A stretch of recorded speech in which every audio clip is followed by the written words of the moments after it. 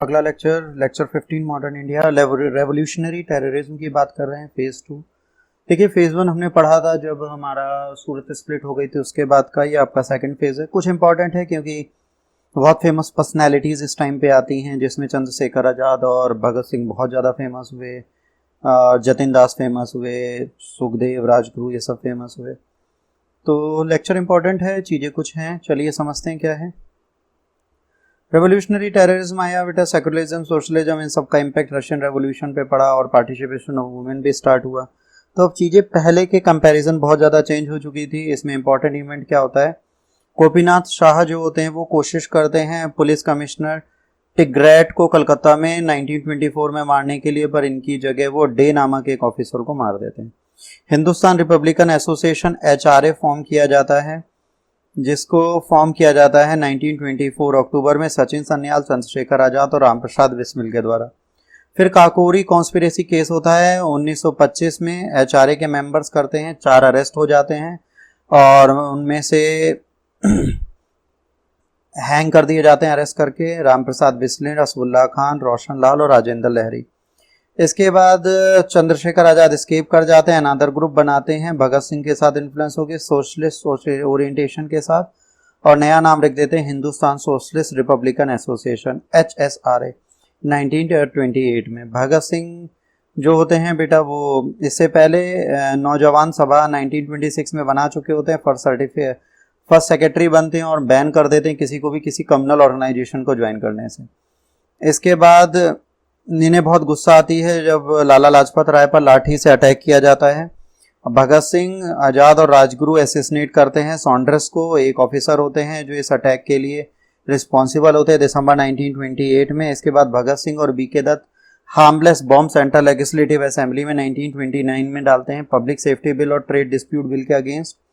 भगत सिंह, राजगुरु, सुखदेव बेटा अरेस्ट कर लिए जाते हैं लाहौर कॉन्स्पिरेसी के चक्कर में। 1929 में इन्हें हैंग कर दिया, अरेस्ट किया जाता है, केस चलता है और 1931 मार्च में इन्हें हैंग कर दिया जाता है। भगत सिंह ने बहुत इंपॉर्टेंट बुक लिखी है, आप चाहें तो पढ़ सकते हैं, why I am an atheist, 1930 में इन्होंने जेल में लिखी थी। जतिन दास जो होते हैं मेंबर होते हैं HSRA के, हिंदुस्तान सोशलिस्ट रिपब्लिकन एसोसिएशन के, ये आपके सामने है रिपब्लिकन एसोसिएशन, इसके मेंबर होते हैं। ये 64 दिन की हंगर स्ट्राइक रखते हैं पॉलिटिकल प्रिजनर्स को जेल में अच्छी कंडीशन में खाना और रहना देने के लिए।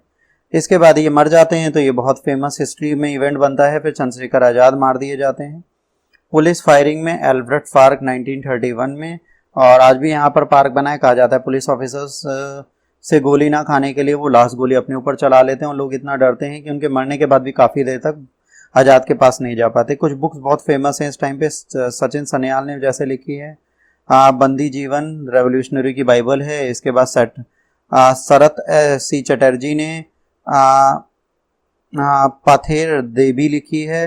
गवर्नमेंट ने इनकी रेडिकल अंडरटोन के कारण इसको बैन कर दिया था। BC बोरा और C आज़ाद ने फिलोसफी ऑफ बॉम्ब लिखी है। इसके बाद Bhagat Singh, Y M atheist, ये इनके पॉलिटिकल आइडियाज़ के बारे में।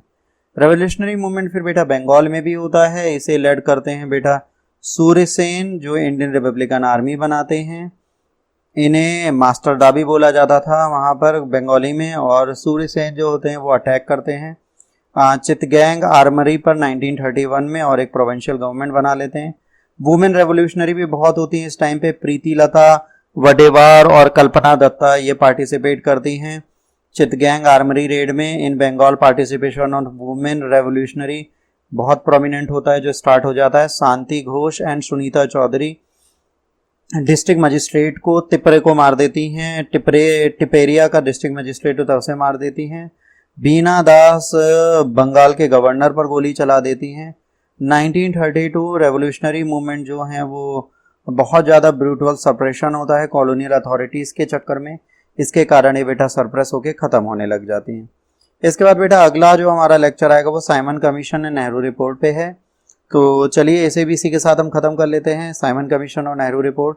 अब अगर आप देखेंगे तो Simon commission and Nehru report हमारा लेक्चर 16 होगा मॉडर्न इंडियन हिस्ट्री का।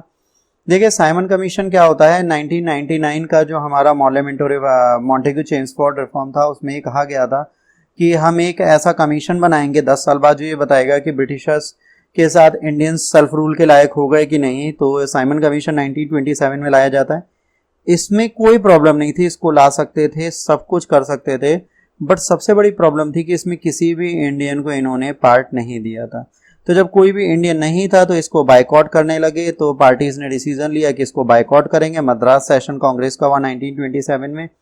प्रेसिडेंट एम ए अंसारी थे। मुस्लिम लीग और हिंदू महासभा ने कांग्रेस को सपोर्ट किया, और मुस्लिम लीग इस इशू में साइमन कमीशन के अलग थी, तो जिन्ना ग्रुप ने अपोज किया साइमन कमीशन को, और इसके बाद इन्होंने प्रिंसिपल ऑफ ज्वाइंट इलेक्टोरेट और provided seats were reserve for Muslims को एक्सेप्ट कर लिया। तो थोड़ा चेंज हुए, मुस्लिम लीग थोड़ा अलग हुई। उसके बाद मद्रास सेशन में एक रेजोल्यूशन कंप्लीट इंडिपेंडेंस का पास हुआ, जैसा आपको मैं पहले भी बता चुका हूँ। फिर 26 जनवरी 1930 को जवाहरलाल नेहरू ने एक झंडा फहराया, और ये सब चीज़ें हुई। यंग लीडर्स थे जवाहरलाल नेहरू, सुभाष चंद्र बोस, श्रीनिवास अयंगर, एस सत्यमूर्ति, शरत सी बोस। इन्होंने इंडियन इंडिपेंडेंट लीग 1928 में एस्टैब्लिश की कंप्लीट इंडिपेंडेंस के गोल के साथ। लाला लाजपत राय को बहुत ज़्यादा इंजरी लग गई एंटी साइमन डेमोन्स्ट्रेशन में, तो जवाहरलाल नेहरू ने और गोविंद बल्लभ पंत ने भी लाठी खाई लखनऊ में, और पंथ जो थे पूरी लाइफ के लिए क्रिपल करने लगे, रेंगने लगे, इतनी बुरी तरह उन्हें लग गई थी। फिर नेहरू रिपोर्ट आई। क्या हुआ जब ये सब हुआ, तो भाई साइमन ने कहा कि भाई आप लोग, गवर्नर ने चैलेंज दिया कांग्रेस को कि तुम इतना बोलते हो तो तुम एक अपना खुद का कॉन्स्टिट्यूशन बना के जिसको सब लोग फॉलो करें। कांग्रेस ने इसे एक्सेप्ट किया, तो लॉर्ड बिकरहैम ने ये कहा था, तो इसके बाद ये चैलेंज एक्सेप्ट हुआ, और कांग्रेस ने मोतीलाल नेहरू को ये काम दिया कि वो अपनी स्कीम बनाए।